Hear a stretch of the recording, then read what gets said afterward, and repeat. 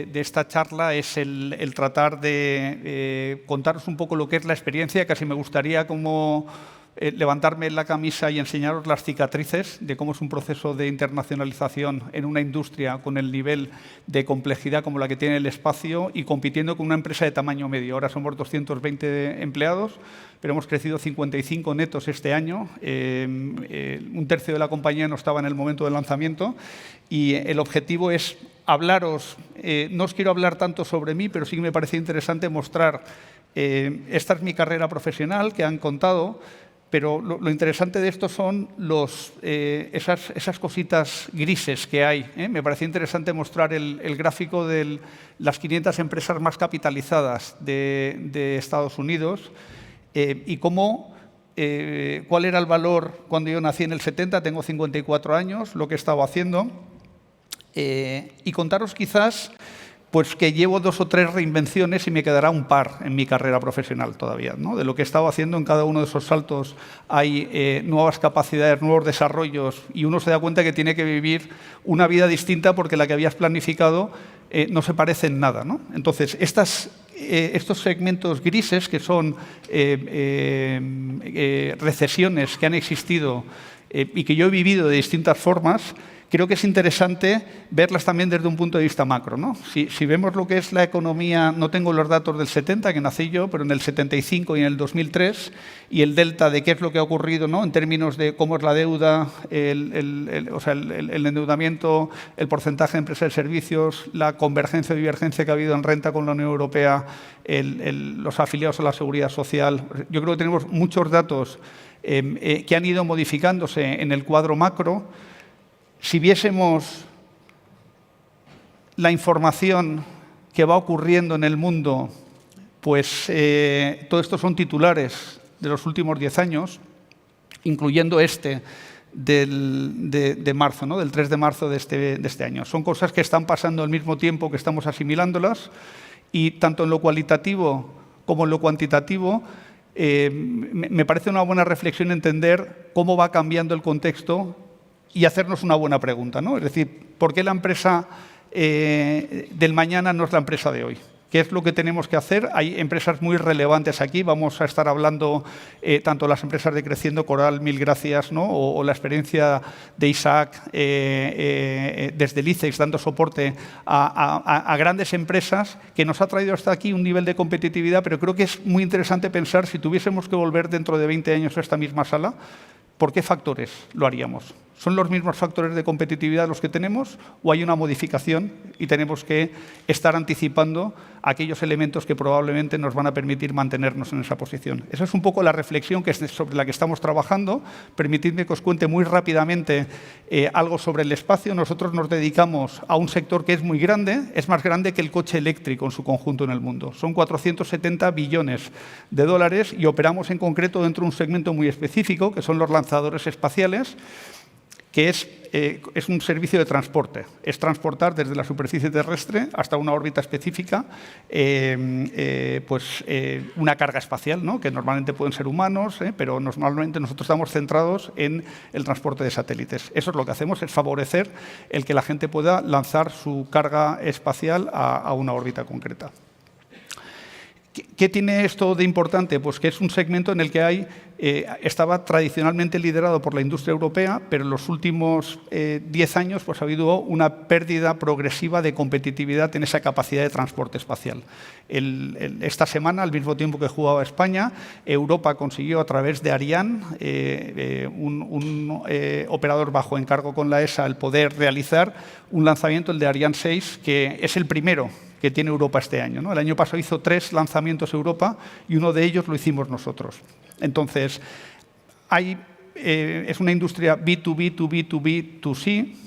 Para poder llegar al consumidor hay muchos eslabones intermedios y hay una falta muy manifiesta de capacidad para poder acceder al espacio. Esto es una ventana de tiempo que durará X, es decir, lo que seamos los nuevos entrantes capaces de poder complementar lo que están haciendo pues las agencias espaciales con soportes institucional, ¿no? Estatal muchas veces, pero lo estamos haciendo desde el sector privado. Se suele decir en espacio que es una frase, perdonadme aquí el anglicismo, pero hasta until you fly, you lie, ¿no? Hasta que no vuelas, mientes. Si no vuelas, tienes un PowerPoint, básicamente, y eso es un poco lo que nosotros el 7 de octubre demostramos con el lanzador Miura 1, que es un demostrador de la capacidad tecnológica que tenemos, ¿no? Esto es lo que hicimos. Control INTA de director de lanzamiento, autosecuencia preparada. Es muy rápido, es un par de minutos, pero yo creo que merece la pena verlo. Aviónica. Listo. Coordinador de plataforma. Listo. Recibido. Hidráulica y umbilicales. Listo, hidráulica. Listo, umbilicales. Recibido. Recuperación 1 y 2. Lista, a falta de que recuperación 2 confirme la llegada al punto de espera. Recibido a espera de llegada de Libertad 6 a punto de espera. Coordinación de rango PLD. Listo. ROC 1 y 2. Recibido ambas. 20, director de lanzamiento a todos los operadores. PLD Space, Miura 1, listo para lanzamiento. 3, 2, 1, T0. Vamos, Miura. Arranque el motor. Tenemos despegue. Tenemos despegue, Miura 1, despegue. Rampa libre.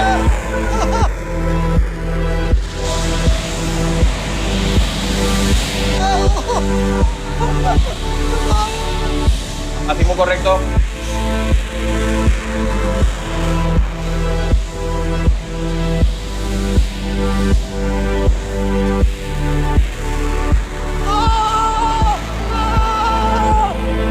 Temas 30, Atlántico. Propulsión nominal.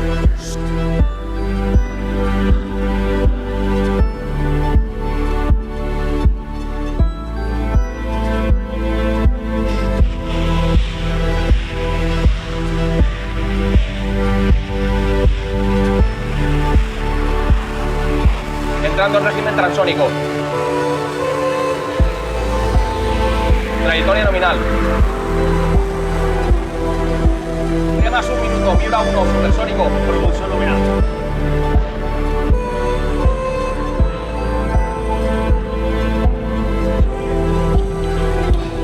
...72, máxima presión dinámica. Miura 1, máxima presión dinámica. Seguimos, seguimos.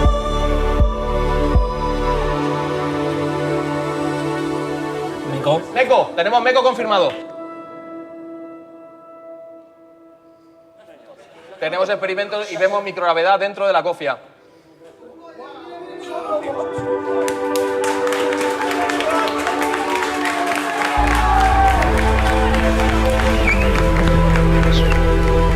Miura en el agua, misión finalizada.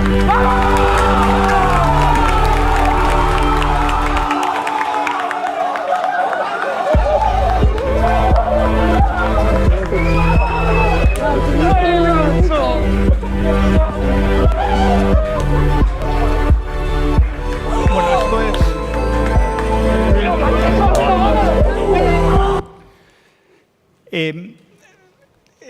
desarrollar una capacidad de este tipo es un proceso costoso. Lo que hemos hecho es simplemente conseguir demostrar que tenemos una capacidad de diseñar, fabricar, testar y operar lanzadores espaciales.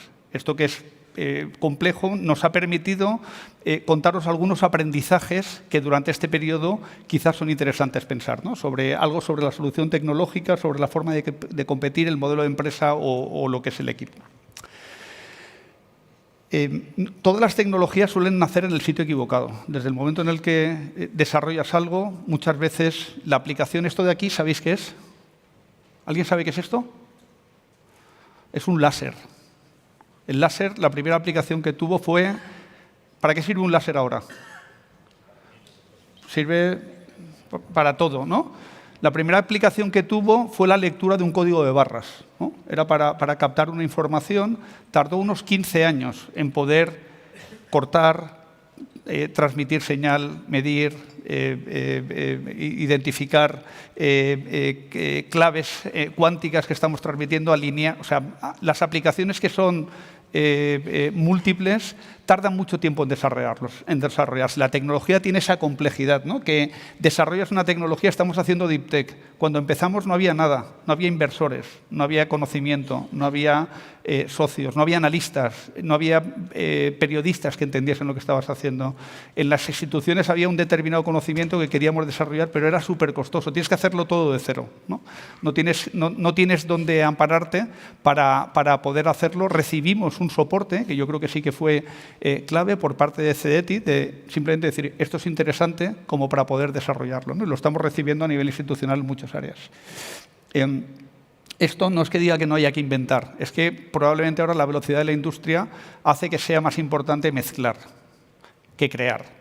David Guetta, en una industria súper competitiva, muy compleja de hacer, llega al final de la cadena de valor, combina los elementos de una manera muy interesante, ¿no? Y se lleva 700.000 euros por sesión, ¿no? O sea, recombina, no ha creado, lo ha creado todo y no ha creado nada, identificando y haciendo ese mashup, ¿no? El recomponer. Nosotros estamos también identificando tecnologías que son válidas y las combinamos para hacer un cohete que sea eficiente y operable de una manera sencilla, ¿no? No queremos desarrollar el estado del arte de la tecnología. Bastante difícil es hacer un lanzador como para tener que hacer la tecnología, inventar, ¿no? Es decir, queremos cosas que funcionen, identificarlas bien, mezclarlas y sacarlas al mercado de una manera ágil.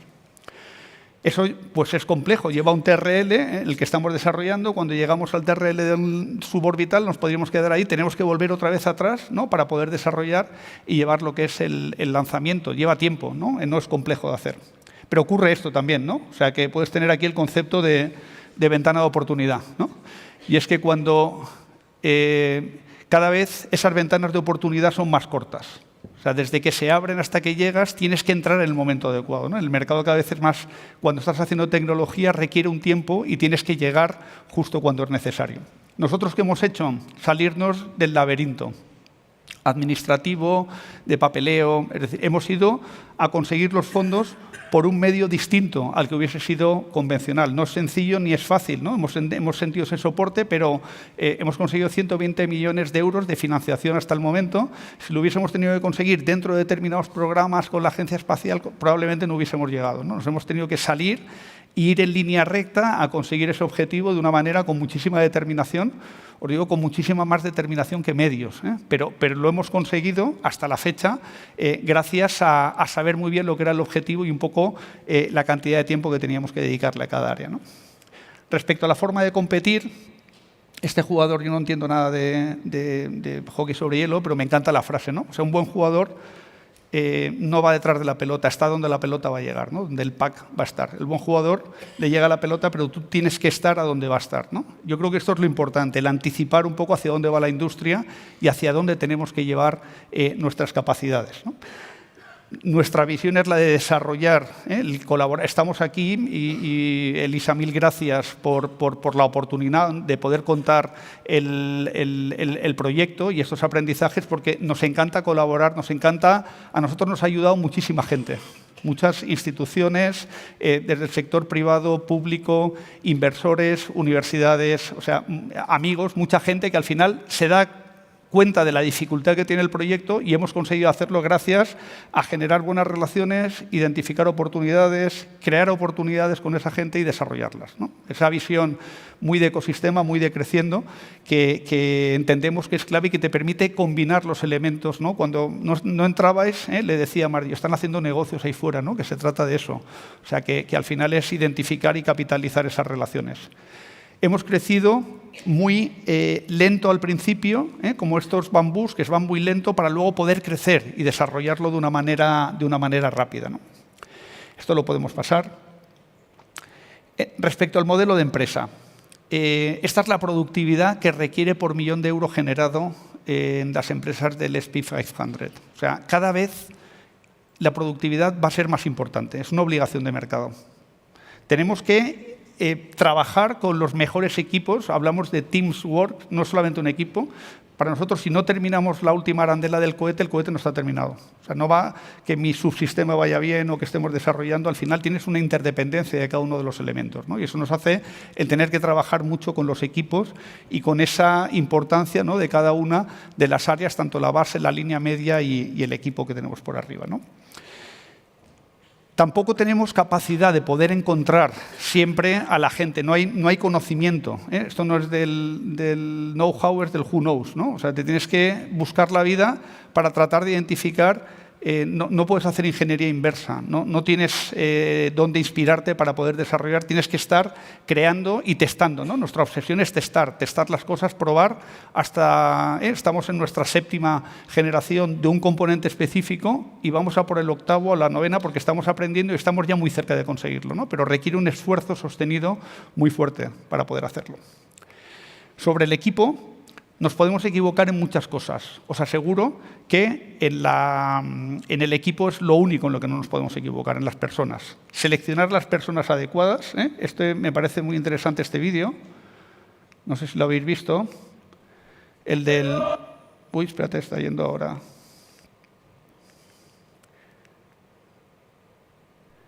Bueno, está el señor empujando, no se pone, el señor empujando encima de la furgoneta.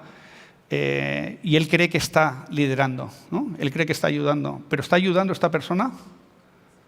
No, está siendo un lastre para los que están empujando, ¿no? Hay muchas veces que el liderazgo lo tenemos así. El que está arriba cree que está empujando, pero en realidad no está empujando de la manera efectiva, ¿no? Esto es crítico.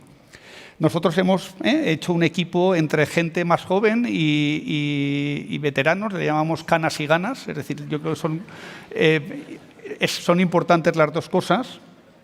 Y es este equipo que hay aquí, no son hooligans, son ingenieros ahí celebrando a las 3:30 de la mañana que olía quemado y que el cohete no estaba, es decir, que había ido a su sitio. Y no nos mueve el dinero. El dinero, por supuesto, que pagamos normal. Pagamos normal, podemos atraer gente, estamos en Elche, pero la importancia de los valores, de entender bien qué es lo que queremos saber, yo creo que eso es un elemento crítico en ese proceso de transformación. Pues, ¿con qué idea me gustaría que os quedaseis? En un mundo un poco como este, en el que tenemos que desarrollar nuestra capacidad de competir con unos buenos números y con unas expectativas, es decir, de tratar de anticipar lo que puede ser un negocio. Al final, un negocio te van a valorar lo que tienes y lo que puedes hacer en el futuro, ¿no? Pero mirad, me parece muy interesante este artículo, se llama The Age of Average, me lo dijo un compañero de trabajo y me decía, fíjate cómo se ha banalizado los procesos creativos y la diferenciación en los últimos 10 años, ¿no? Estos son el skyline de las principales ciudades, los estilos de las casas que alquilamos en Airbnb, el efecto del túnel de viento en los sub, los espacios comerciales, la promoción, los estantes, los cuadros. ¿Y aquí hay diferenciación o no? Esto es el S&P 500 otra vez. Volvemos al principio para acabar. Las 500 empresas más capitalizadas. Esto es la revalorización que estaban teniendo en el último mes, estos valores. Pero esto es el PER, que es cuántas veces están contenidos los resultados en el valor de la compañía. O sea, cuánto tiempo tengo que estar con los resultados de este año en la compañía para conseguir recuperar lo que vale, ¿no? Teóricamente. Y tenemos valores de 67, ¿no? De 30, de 50, ¿Tiene sentido esto? ¿O no? Es decir, estamos en un mundo en el que ¿quién está bien? ¿El que está creando un buen storytelling y unos buenos resultados o los que lo vemos desde fuera? Me diréis, yo no sé si esto va a seguir existiendo en el futuro o es un bluff. Sí que sé qué es lo que está marcando el ritmo de los tiempos ahora, ¿no? Los que han conseguido anticipar y llegar en un momento determinado a lo que verdaderamente los negocios necesitan, ¿no? Con esta valoración que vemos de Nvidia, que vale tanto como Meta, Tesla, Netflix, AMD, Intel y IBM juntos, ¿no? Caray. Pues para acabar, si estamos intentando, ¿no? Es decir, yéndonos un poco al final o a la esencia, os preguntaba si la empresa del mañana es lo mismo que la empresa de hoy. Yo creo que en la empresa, hasta ahora, un poco nosotros donde estamos poniendo el foco, entendemos que había dentro de un entorno una visión mucho más lineal y previsible, un foco del CEO muy en la productividad, esa organización desde arriba hacia abajo, con empleados como un recurso abundante, con una conexión racional con el equipo de lo que quiero que hagas, con una explotación del negocio como actitud de hago algo y lo exploto, y ese liderazgo de un todólogo, ese CEO que está ahí porque sabe y ejecuta y el resto sabe menos. Yo creo que estamos yendo, con toda la humildad, hacia un entorno un poco distinto, ¿no? En el que probablemente el entorno es mucho más múltiple y mucho más abierto, en el que la productividad y el storytelling va a ser, los intangibles, va a ser más importantes que nunca. Es decir, sabemos hacer muy bien los tangibles, pero tenemos que trabajar en los intangibles, que hay que hacer la organización de abajo hacia arriba, pero también con un muy buen nivel en el C-level, un buen consejo, una buena visión de medio plazo. El gestionar a los empleados como un activo con un coste de reposición altísimo, ¿no? Hay gente que queremos que se vaya, el último 10%. Pero hay otros que no se pueden ir ni de casualidad, ¿no? Entonces, ahí es donde yo creo que tenemos que ser muy creativos, ¿no? Para buscar cómo conectar a gente que se está desconectando. Buscar esa conexión más emocional, el explotar y explorar también cosas nuevas y el buscar pues, ese liderazgo y ese impacto, ¿no? Que eso es lo que me encantará comentar con vosotros. Pues por mi parte nada más, muchísimas gracias.